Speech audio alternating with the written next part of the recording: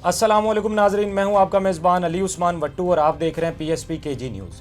नाजरीन, कुछ मज़ीद खबरों और अपडेट्स के साथ आपकी खिदमत में हाजिर हुआ हूं और आज 10 मई का दिन है। आपको पता है कि भारत की जानिब से पहले भी जारियत जारी थी, लेकिन पाकिस्तान उस तरह से जवाब नहीं दे रहा था। उनकी जानिब से ड्रोन हमले किए गए, पहले मिसाइल हमले किए गए, लेकिन हमने उन सारी चीज़ों को बर्दाश्त किया, उनके जेट्स हमने गिराए। बार बार पाकिस्तान की जानिब से कहा जा रहा था कि हम जंग नहीं चाहते हैं, लेकिन जब रात को कह लें कि नूर खान एयरबेस पर हमला हुआ, उसके बाद मुरीद एयरबेस पर या जो शोरकोट एयरबेस थी वहाँ पर जो हमला हुआ, जिसका DG ISPR ने कंफर्मेशन भी दी कि भारत की जानिब से ये हमला किया गया है और अब हमारी जानिब से भी हमला किया जाएगा, तो भारत उसके लिए तैयार हो जाए। फिर पाकिस्तान की जानिब से कह लें कि ऑपरेशन बनियान अल मरसूस के नाम से एक ऑपरेशन जो है वो लॉन्च किया गया और भारत का जो कह लें कि जारियत का मुँह तोड़ जवाब दिया गया।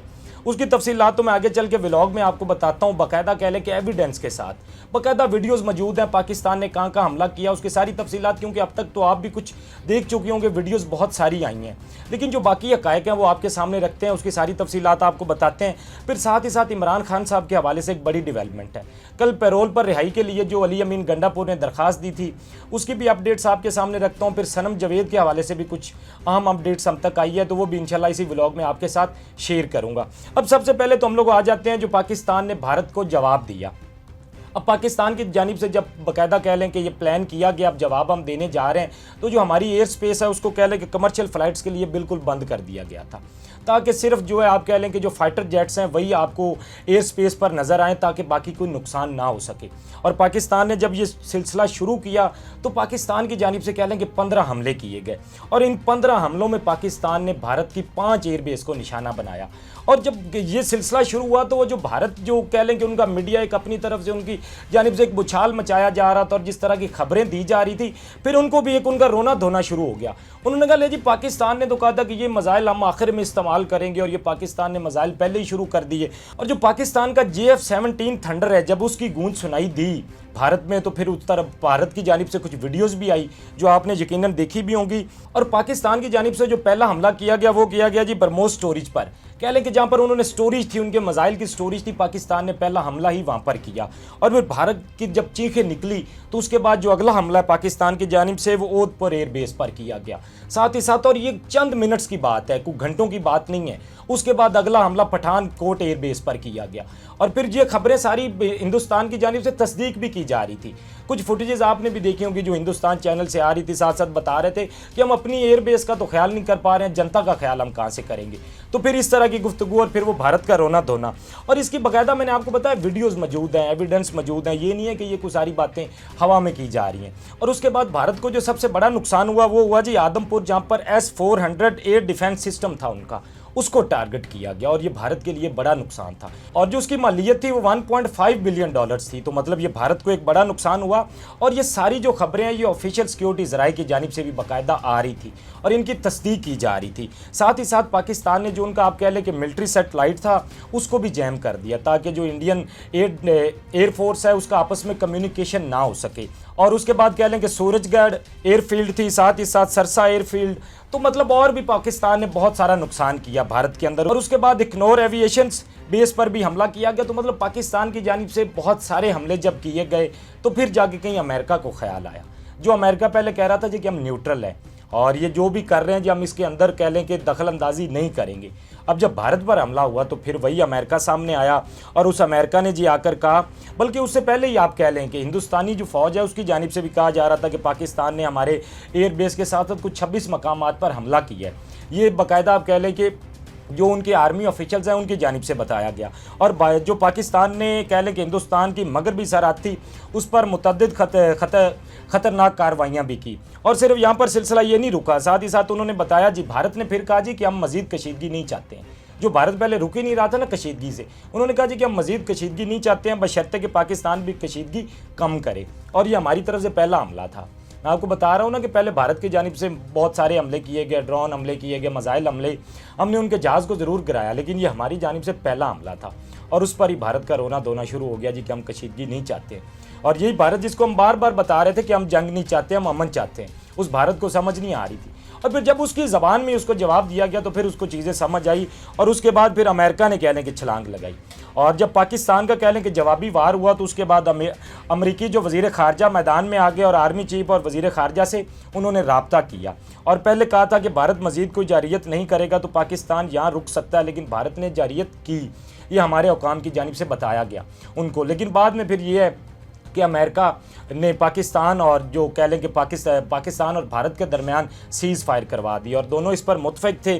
और भारतीय वज़ीर ख़ारजा की जानिब से बाकायदा ये बयान आया, उन्होंने कहा जी कि आज भारत और पाकिस्तान इस बात पर मुतफिक हो गए हैं कि फायरिंग और फौजी कार्रवाइयाँ बंद कर दी जाएँ और भारत ने हमेशा हर किस्म की दहशत गर्दी के खिलाफ सख्त और गैर लचकदार मौक़िफ़ इख्तियार किया और वो आइंदा भी इस मौक़िफ़ पर कायम रहेंगे।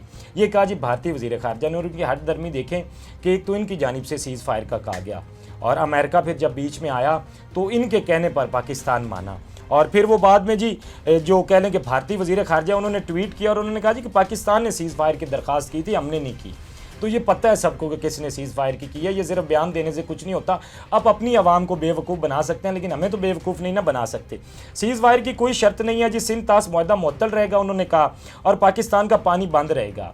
और ये फिर भारत अभी वही बातें कर रहा है कि पाकिस्तान का पानी बंद रहेगा। पहले भी आपने पानी बंद किया था और उसका नतीजा आपने देखा है। और ये कह लें कि जो भारतीय वजारत ख़ारजा उनकी हट धर्मी है कि अभी भी उनकी जानिब से ऐसे ट्वीट किए गए। फिर डोनाल्ड ट्रंप ने भी एक ट्वीट किया और उन्होंने कहा जी कि पाकिस्तान और भारत सीज़ फायर के लिए तैयार हो गए हैं। ये सदर ट्रंप का जो है ट्वीट था, मतलब उन्होंने इसकी कंफर्मेशन दी। फिर कुछ हमारे जो कह लें कि सूबाई वज़रा हैं उनकी जानिब से भी कुछ बयानात सामने आए।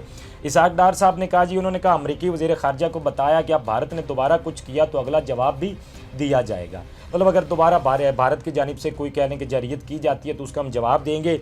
और साथ ही साथ ख्वाजा आसिफ साहब ने कहा कि किसी को शक नहीं होना चाहिए, अगर भारत ने बात बढ़ाई तो हम दूसरे राउंड के लिए भी तैयार हैं और यकीनन हम तैयार हैं दूसरे राउंड के लिए। जिस तरह पाकिस्तानी एयरफोर्स ने जवाब दिया है भारत को, यकीनन वो कह लें कि तारीफ़ के काबिल है और इस चीज़ की ज़रूरत भी थी। अब कह लें कि जो वो भारत के एक अखंड भारत का ख्वाब था ना, वो बिखर गया है। पाकिस्तान ने जवाब में भारतीय फ़ौजी तनसीबात को भी निशाना बनाया और भारत को पूरी दुनिया में रुसवाई का सामना करना पड़ा। ये जो उनका एक जंगी जुनून उन पर सवार था वो जवाब के बाद सारा उतर गया और भारत वो कह लें कि एक लाइन पर आ गया जो हम कब से कह रहे थे लेकिन भारत को समझ नहीं आ रही थी। और ये जब जवाबी हमला किया गया पाकिस्तान की जानिब से तो तब सारी चीज़ें समझ आई भारत को। तो मतलब ये कह लें कि कुछ सूरत हाल थी आज की। और अब तो आप कह लें कि बाकायदा सीज़ फायर का ऐलान कर दिया गया है। और क्योंकि ये पहले भी मैंने आपको कहा था कि जब दो न्यूक्लियर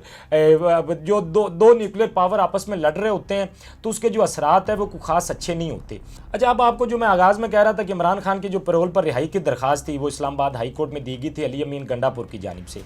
तो उसको कह लें कि जो पैरोल पर रिहाई की दरख्वास्त थी उसको एतराज़ लगाकर वापस कर दिया गया। इमरान खान की तरफ से दरख्वास्त दायर नहीं हुई, नैब को फ़रीक नहीं बनाया गया, ये एतराज़ लगाकर कह लें कि उस दरख्वास्त को निपटा दिया गया है। और इस हवाले से फिर एक अलीमा खान साहबा का बयान आया। अलीमा खान ने कहा कि हमारी फैमिली ने इमरान खान की पैरोल पर रिहाई से मुतल्लिक दायर दरख्वास्त के सिलसिले में सलमान अकरम राजा साहब से मुशावरत की है और उन्होंने वाज़े तौर पर कहा कि इमरान खान की पैरोल पर रिहाई का इम्कान सिफर है। तो मतलब ये उनकी फैमिली भी जानती है। सलमान अकरम राजा ने कहा कि ऐसा होता मुमकिन हमें नज़र नहीं आ रहा। और ये मैंने भी आपको पहले बताया था कि जो अदालत खान साहब से मुलाकात नहीं करवा पा रही अली अमीन गंडापुर की, तो अली अमीन गंडापुर की दरख्वास्त पर किस तरह खान साहब को पैरोल पर रिहाई दे सकते हैं। तो बहरहाल अलीमा खान साहबा को ये लगता है। अलीमा खान साहबा का एक और बयान भी आया जिन्होंने मीडिया टॉक की। उन्होंने कहा जंग का माहौल है लेकिन जंग हमारे साथ लगाई गई है। ऐसा लगता है कि जैसे मोदी यहाँ बैठा हुआ है, जंग में हम इश्तिहारी बने हुए हैं और अदालतों में धक्के खा रहे हैं। वो जंग के दौरान इमरान खान से मुलाकात भी नहीं कर सकते। अलीमा खान ने कहा, उन्होंने कहा एक माहौल ऐसा है, पहले मुलाकात नहीं हो रही थी, अब जंग के माहौल में भी हमारी मुलाकात नहीं होगी। तो उनका ये कहना था कि जैसे मोदी इधर बैठा हुआ है और ये जंग हमारे साथ की जा रही है, ये कहा अलीमा खान साहबा ने। तो मतलब खैर अब देखना है, अब कुछ माहौल बेहतर हो जाएगा। जो ये भारत और पाकिस्तान के दरमियान कशीदगी चल रही थी ये कम होगी तो जाहिर बात है वो चीज़ें रूटीन में आएंगी। तो बहरहाल देखते हैं अब इसमें मज़ीद क्या होता है। और आपको पता है सनम जावेद साहबा को गिरफ्तार किया गया था 8 फरवरी को सड़क ब्लॉक करने और एहतजाज का उन पर मुकदमा था।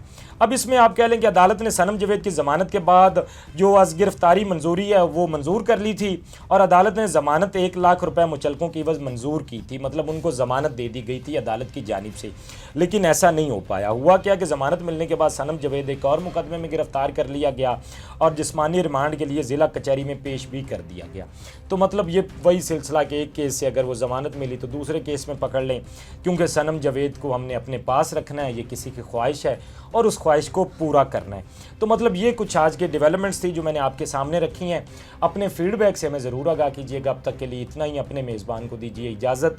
अल्लाह निगहबान। इस तरह की और वीडियोस देखने के लिए सब्सक्राइब कीजिए हमारा चैनल और देखते रहिए PSP KG न्यूज़।